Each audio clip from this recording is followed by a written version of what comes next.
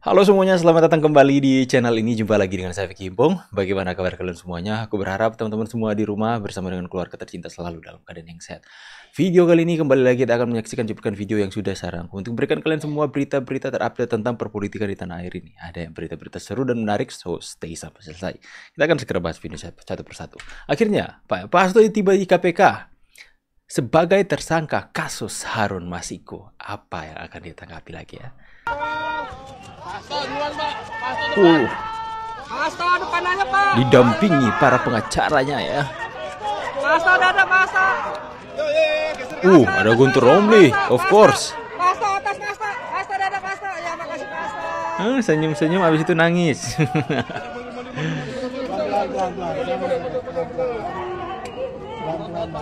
Sehat-sehat. Kan habis lari. Pasto sehat Pasto. Ada yang demo loh. Dikerahkanlah pendemo-pendemo itu. Oke, mundur semua. Mundur dulu kasih jalan. Ngomong, Bang. Saya berharap sih langsung ditahan sih, ya kalau sudah kasusnya sudah tersangka itu harus ditahan sih sebenarnya teman-teman ya. Bagaimana? Kalian setuju nggak langsung ditahan?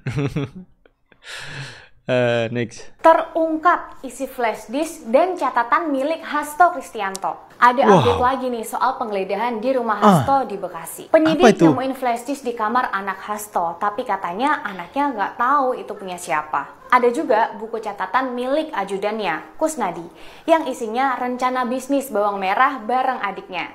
Tapi gimana caranya ini semua nyambung ke kasus korupsi yang dituduhkan? Pengacaranya bilang ini sih semua cuma kebetulan, tapi KPK tetap anggap barang-barang ini bisa jadi bukti. Jadi barang bukti beneran atau cuma barang random aja? Seru juga buat diikutin. Tulis pendapat kalian di kolom komentar ya. Saya penasaran isi flash disk itu apa? Jangan-jangan ada video-video langka dari Hasto. Jangan-jangan ada barang menarik. Ya kita tunggu saja. Semoga KPK bisa mengungkap isi dari flash disk tersebut ya.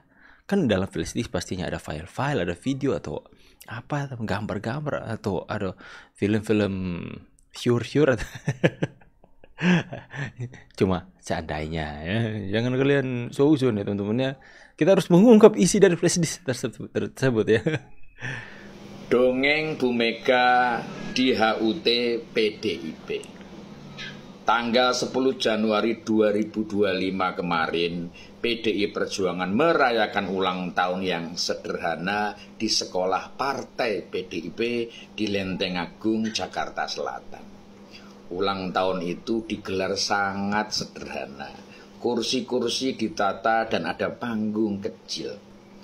Dalam pidatonya, Ketua Umum Partai Megawati Soekarno Putri menyebut bahwa tadinya ingin menggelar acara yang besar-besaran. Tapi karena capres yang diusung kalah, jadi prihatin dan bikin sederhana saja. Bu Mega juga heran, kok bisa kalah? Dan urutannya nomor 3 lagi. Setelah itu beliau bilang, ini rekayasa dari mana? Saya mau juga dong belajar kayak gitu. Masih nggak terima. Dari sini terlihat luka akibat kekalahan di kontestasi Pilpres itu ternyata masih tertoreh cukup dalam. Setidaknya di hati sang ketua membekas umum. ya. Megawati juga menyebut ada orang mabok yang diistilahkannya dengan megalomania. Megalomania. Ini sekilas kayak lagi ngatain diri sendiri ya. Megalomania. Jadi megalomania bakalan keren nih teman-teman ya. PDI Perjuangan tidak menggunakan kekalahannya sebagai momentum untuk introspeksi berbenah diri, ya, introspeksi diri dan menyusun langkah-langkah recovery, tapi terus-terusan sibuk meratap, menyalahkan orang lain dan mengulang itu yang sering saya bilang Pak, tentang kehebatan diri ketua umum sebagai anak pendiri bangsa yang punya gelar profesor aku dan aku ya? Dan honoris causa 11 dan katanya mau nambah 4 lagi. Dan hadirin pun riuh bertepuk tangan. Ini sungguh menjadi sesuatu yang mengherankan sekaligus memprihatinkan. Melihat apa yang terjadi di acara ulang tahun partai, dan khususnya mendengarkan pidato Bu Mega yang menggambarkan betapa PDI Perjuangan seperti kehilangan kekuatannya, kehilangan spiritnya, kehilangan mungkin akan giginya, kehilangan masa depannya karena tidak adanya motor yang menggerakkan partai ini untuk maju. Hanya berputar-putar menyumpahi kekalahannya. Kalau para kader nggak prihatin, ya sungguh lengkap sudah kemerosotan partai ini. Kemarin-kemarin sebagian elitnya masih lantang memberikan statement bahwa mereka tetap solid dan makin kuat setelah kader terbaik mereka, Presiden Joko Widodo, dipecat. Tapi apa yang terjadi di acara ulang tahun ini menunjukkan hal yang ada yang bisa menyangkal itu. Kekuatan dan soliditas partai hilang bersama kepergian Jokowi meninggalkan partai karena dipecat. Betul sekali ya. Saya pernah menyampaikan di VT saya, spirit Bung Karno, seorang marhainis yang punya spirit kerakyatan, sesungguhnya telah dimanifestasikan oleh Jokowi. Spirit itu melekat pada diri Jokowi dan terlihat dari setiap langkah dan gagasannya. Maka spirit itu kini telah meninggalkan PDI Perjuangan dengan hilangnya Jokowi. Jokowi memang bukan anak Soekarno seperti apa yang sering dipamerkan Megawati. Ya, teman-teman, jelas sekali. Mungkin kalau Bu Megawati itu orang yang open-minded, orangnya terbuka, menerima berbagai macam masukan, dan tidak gengsi, dan tidak ingin ada saingan, yang tidak merasa dirinya harus terus memberikan pengaruh, dan seandainya dia ya sohiban terus dengan Pak Jokowi, menjadikan Jokowi sebagai seorang partner lagi, bukan seorang seperti yang disebut petugas partai, saya percaya PDIP akan semakin besar hari ini. PDIP akan mencetak hat-trick dan terus berkuasa. Saya percaya Ganjar akan jadi, ya. Kita lihat sejarah ya teman-teman ya. Ketika mereka masih satu frekuensi, satu jalan dengan Pak Jokowi pun mulai memberikan kode-kode endorsement kepada Pak Ganjar waktu itu. Itu, teman-teman, elektabilitas Ganjar Pranowo jauh berada dari setiap pasangan-pasangan pesaingnya, ya. Ganjar Pranowo kalau nggak salah itu sudah sampai 50%, kalau nggak salah 40 lah. Dan kemudian Pak Prabowo ada di sekitaran 30. Akan tetapi ketika perubahan dinamika politik yang begitu besar, ketika Megawati merasa dirinya itu nggak mau tersaing oleh Jokowi, nggak mau hak prerogatifnya itu diambil oleh Pak Jokowi untuk menentukan siapa yang harus menjadi calon dari PDIP, ya, maka akhirnya berubahlah dan Pak Jokowi berbalik arah dan hari ini sudah tidak bersama seperahu lagi dengan PDIP. Dan makin hancur mereka. Kita bisa melihat bahwa Pak Jokowi seperti yang dikatakan oleh Bapak ini adalah motor penggerak untuk PDIP bisa sesukses ini. Tapi sayang mereka menyanyiakan kader terbaik mereka hanya demi kepentingan, keegoisan, dan ketinggi hatian dari ketua partai mereka. Ngeri nggak tuh teman-teman?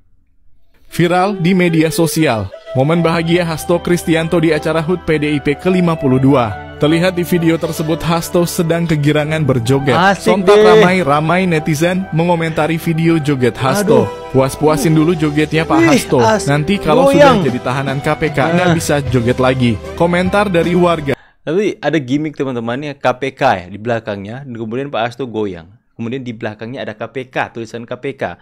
Kemudian dengan alasan dipelintir itu adalah kelompok penggila koplo dan atau sebagainya teman-teman ya. Kelompok penggila keadilan kata Pak Hasto. Kemudian dia joget-joget dengan, saya pikir itu sarkas. Itu sindiran kepada KPK. Dia seperti nggak ada beban. KPK goyangin aja. Tunggu nanti ditangkap, nangis kau ya. Ini menjelang pemeriksaan kasus dugaan suap Harun Masiku, Sekjen PDIP Hasto Kristianto asik berjoget di GBK pada Minggu 13 Januari. Acara tersebut merupakan rangkaian dari HUT PDIP. Kalian lihat, ada tulisan KPK di belakangnya, kemudian Pak Hasto goyang sampai bawah. Dia goyang sampai bawah teman-teman ya. Sampai bawah itu kayak, itu penari-penari goyangan ayah-ayah itu kalau di daerah kami.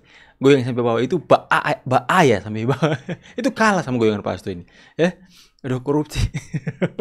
Mas, kalian lihat nih belakangnya ada KPK ya? KPK. Kelompok penggila koplo atau apa? PK 52. Dalam acara tersebut, PDIP mengundang grup musik bernama Kelompok Pemuja Koplo yang disingkat KPK. Logo mirip KPK juga dipajang dalam layar besar panggung PDIP. Layar panggung menampilkan tulisan KPK yang menyerupai logo Komisi Pemberantasan Korupsi. Hasto mengatakan PDIP sengaja mengundang Kelompok Pemuja Koplo untuk memeriahkan peringatan HUT partai. Sebahagia ini loh koruptor di Indonesia.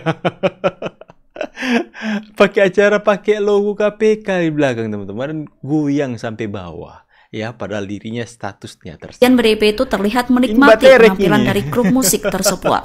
Hasto tampak asyik berjoget di panggung ketika alunan musik disetel. Selain Hasto, terdapat sejumlah elit dan kader PDIP lainnya seperti Dedi Yefri Sitorus, Arya Bima hingga Guntur. Mana tuh Dedi Sitorus? Gue yang sampai bawah kan dia. Penasaran. Baru kali ini ada koruptor ya. Yang dirinya sudah ditetapkan sebagai tersangka, belum juga ditangkap malah goyang sampai bawah. Goyang sampai bawah, kemudian di belakangnya ada logo KPK loh teman-teman. Ini lucu ini, negeri apa ini? Aduh. Ya, tapi mungkin KPK juga memberikan kesempatan ya. Silahkan senang-senang dulu, nikmati semua kemegahan dunia. Goyang terus sampai bawah. Nanti Anda akan menangis sampai bawah juga. Ya, aduh lucu sekali ya teman-teman. Semoga kalian semua bisa merasa terhibur dengan goyangan Pak Hasto yang sampai bawah itu, goyang ayah-ayah teman-teman. Memang terbaik. Kita tunggu episode selanjutnya teman-teman ya. Mungkin ada pengungkapan dari isi flash disk itu atau seperti apa ya. Saya pamit dulu, see you on the next video and God bless. Bye guys.